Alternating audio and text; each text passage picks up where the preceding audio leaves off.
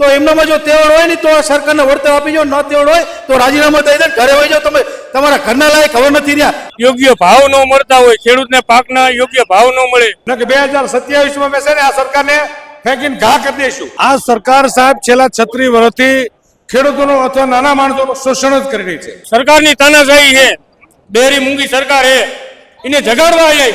ખેડૂત વોટ આપે છે, ખેડૂત રાજા છે, પ્રજા રાજા છે. ખેડૂતને બધી જગ્યાએ લાઈનમાં રહેવાનું છે. ડીઝલની લાઈન, દવાખાનાની લાઈન.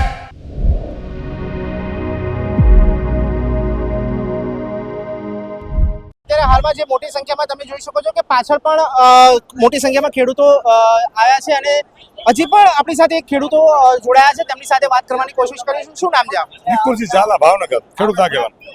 નિકુલસિંહ, ઘણા સમયથી આ ખેડૂતોનું આંદોલન ચાલી રહ્યું છે અને હવે ગાંધીનગર કૂચ તરફ આપ જઈ રહ્યા છો, શું કહેશો? આ સરકાર સાહેબ છેલ્લા 36 વર્ષથી ખેડૂતોનું અથવા નાના માણસોનું શોષણ જ કરી રહી છે અને ખેડૂતને બેહાલ બેઘર જેને કહેવાય એવો જ કરી મૂક્યો છે. આ સરકારને સત્તાનો પાવર છે, ગરીબ માણસોને લૂંટી લીધા છે અને અદાણી અંબાણી કંપની જેવાને આ બધું વેચી માર્યું છે. તો હવે થોડું ઘણું જે ખેડૂતો પાસે વધ્યું છે તો એની માટે જે 2-3 વીઘા 5 વીઘા જે જમીન વધી છે એ પણ અદાણી અંબાણી કંપનીને આપી દેવી છે. તો પછી ખેડૂતના બાળકો ક્યાં જશે એ કોઈ નક્કી નથી. અને તો અમારી ખેડૂતોની માંગ એવી છે કે હકીકત જે વસ્તુ વાસ્તવિક છે કે ખેડૂતોને તમે વળતર આપતા નથી, કોઈ વટ હુકમ આપતા નથી, બિનખેતી છે તો એનું વળતર પૂરું પડતું. તમે કોઈ વળતર વિના ખેડૂતોની 5 વીઘા 10 વીઘા જમીન, માલિક તો ખેડૂત છે ને. ખેડૂત દેશ આપણો છે, ખેતી પ્રધાન દેશ. તો હકીકત ખેડૂત માલિક છે. તો માલિકની મંજૂરી સિવાય ખેડૂત જમીન ન લઈ શકાય.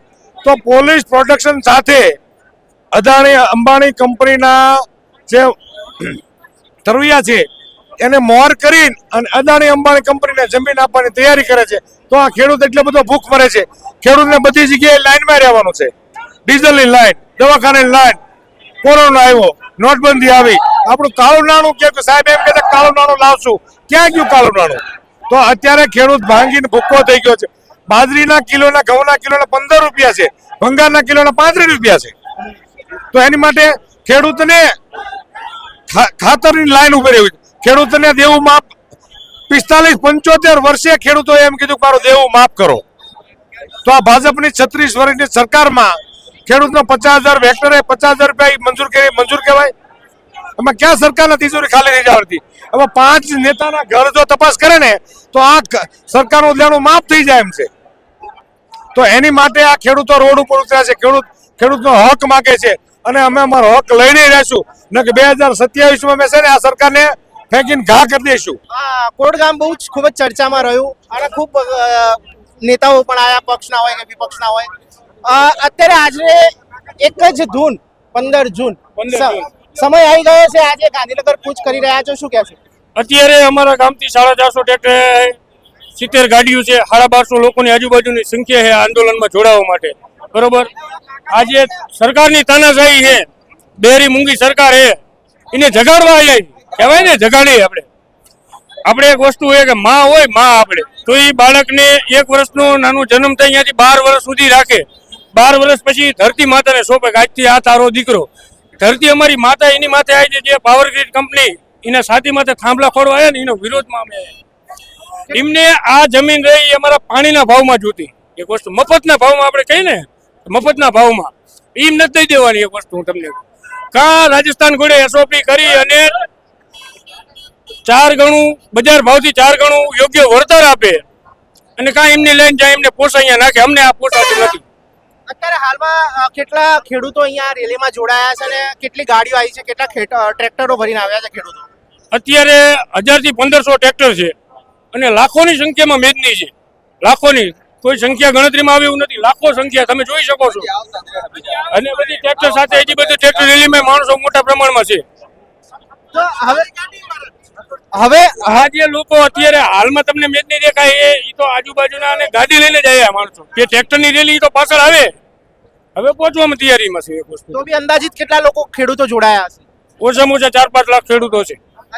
હવે ગાંધીનગર જઈને વિચાર વિમર્શ કે કઈ રીતની વાતચીત થશે, કયા રીતે ખેડૂતો આગેવાનો હોય કે બીજા અન્ય ખેડૂતો હોય કઈ રીતે સરકારને મનાવવાની કોશિશ કરશે? અત્યારે જઈને વિધાનસભાનો દરવાજો ખટખટાવવાનો હોય ખેડૂતોના પ્રશ્ન મુદ્દે. ખેડૂતોના દેવા માફી હોય તો ભલે, પશુના દૂધના ભાવ હોય તો ભલે, યોગ્ય ભાવ ન મળતા હોય, ખેડૂતને પાકના યોગ્ય ભાવ ન મળે. જે કોંડની અંદર જે 700 કેવીની જે લાઈન છે, આ તાનાશાહી જે અંગ્રેજોનું શાસનની સરકાર આ રહી, અંગ્રેજોના શાસન જ કહેવાય આમ તો 1700-1800, કારણ કે એ લોકો આવું બધું કરતા હતા. હવે જે એમના રેલો લઈ જવો ગાંધીનગર સુધી, અને એ લોકોએ ખેડૂતોના પોલીસ પ્રશાસનને ખેડૂતોના જે વાડીઓના દરવાજા તોડ્યા હતા, તાળા તોડ્યા હતા. અમે પણ આ ગૃહમંત્રીની અંદર અહીંયા વિધાનસભાની અંદર એમના પણ તાળા તોડવામાં તૈયારી ફૂલ છે, અને એ લોકો અમને યોગ્ય રીતે નિર્ણય નહીં આપે તો આવનારા સમયની આથી વધારે અમે દિલ્હી જઈશું, જવાનું થશે જઈશું. પણ આજે 15 જૂન એટલે 1 જ જૂન જિજ્ઞેશભાઈ મેવાણીનો નારો, એ આજે અમે સફળતાપૂર્વક આયોજનથી ખેડૂતોની જે હિતની લડાઈ છે, ખેડૂતોને યોગ્ય રીતે વળતર ના મળે તો અમે જે કરવું પડશે એ બધું કરવા તૈયાર છીએ. પણ એક જ વસ્તુનો અમારો એવો સવાલ છે કે જે ખેડૂતો એમને હકની લડાઈ લડે છે, એટલે એમને હક પૂરેપૂરો લેવાનો છે. એમને ગમે તે જે હોય, મુખ્યમંત્રી હોય કે ભૂપેન્દ્ર પટેલ હોય કે ધારાસભ્ય હોય, ગમે તે હોય, કદાચ દેશના વડાપ્રધાન હોય, તો એમનામાં જો તેવડ હોય ને તો આ સરકારને વળતર આપી જાઓ, ન તેવડ હોય તો રાજીનામા દઈ દે, ઘરે વહી જાઓ. તમે તમારા ઘરના લાયક ખબર નથી રહ્યા, કારણ કે આ ખેડૂતો જો એમને મજૂરી કરવાની હોય, ખેડૂતો એમને ઘરે રહેવાનું હોય મહેનત કરવા માટે, એમને અહીંયા આવવું પડે તો આ લોકો લાયક નથી, કારણ કે ખેડૂતોને વળતર નથી ચૂકવી શકતા, એમનામાં તાકાત નથી. કયા કારણ તાકાત એ માટે નથી જે અદાણી કંપનીઓ, અંબાણી કંપનીઓ એમની ગુલામી કરા આ સરકાર. હવે એમને ગુલામી છે, કોઈ બીજી વસ્તુ આવડતી નથી. એમને જે ચૂંટણી લડ્યું એમના પાસે ફંડ લે છે મોટા મોટા. આ ખેડૂતનો દીકરો એ કઈ ફંડ નથી લેતો એમના જોડેથી, કારણ કે ખેડૂતો તો આપે છે ને, ખેડૂત વોટ આપે છે, ખેડૂત રાજા છે, પ્રજા રાજા છે. આ લોકો માત્ર ને માત્ર એમના નોકર છે પ્રજાના.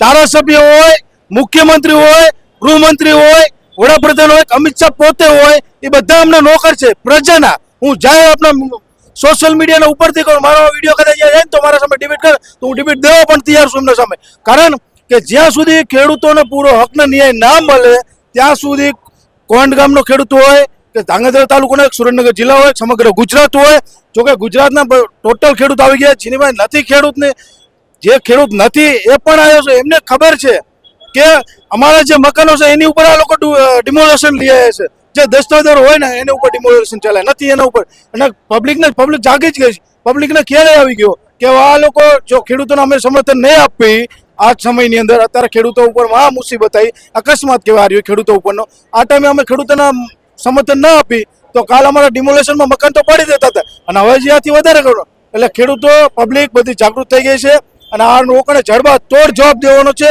અહીંયા તમને કદાચ રિઝલ્ટ નહીં મળે તો દિલ્હીનગર સુપ્રીમ કોર્ટની અંદર જવાનું થશે, તો અહીંયાના દરવાજા અમે ટકટકાવશું. બાકી અમારે જે ખેડૂતોને એક એક ખેડૂતો હકના ન્યાયની અવાજ કાયમ ઉઠતો રહેશે. ઇન્કલાબ જિંદાબાદ, ખેડૂત જિંદાબાદ, જય જવાન જય કિસાન. ચોક્કસપણે જય જવાન જય કિસાનનો નારો, આ કેટલું જે રીતે કહેવાય છે કે જય જવાનનો જય કિસાનનો નારો અત્યારે આપ લઈને નીકળ્યા છો, સરકાર સુધી પહોંચશે? જરૂર, સરકારને 100% સાંભળવું જ પડશે. હું તમને કહું, જય જવાન, જવાન કોને કહેવાય? જે આપણે દેશની સરહદે બેઠા આપણી રક્ષા કરે, જે અહીં જાગે છે ને આપણે અહીંયા ઘરે બેઠા સુઈ શકી, એક વસ્તુ. અને ખેડૂત છે કે અહીં કણે ખેતી કરી અને અન્ન પકવાડી અને દેશનું ભરણ પોષણ કરે, એક વસ્તુ હું તમને કહું. એટલે આ એમને જાગવું પડશે અને સરકારને જગાડવા આવ્યા. જી ચોક્કસપણે અત્યારે હાલમાં મોટી સંખ્યામાં અહીંયા ખેડૂતો જોડાયા છે, ત્યારે ગાંધીનગર કૂચ કરવાની તૈયારીમાં છે. લાખોની સંખ્યામાં અહીંયા ખેડૂતો હજી આવી રહ્યા છે, ત્યારે હવે જોવાનું રહેશે કે સરકાર આની ઉપર ખેડૂતોની વાત સાંભળશે કે નહીં.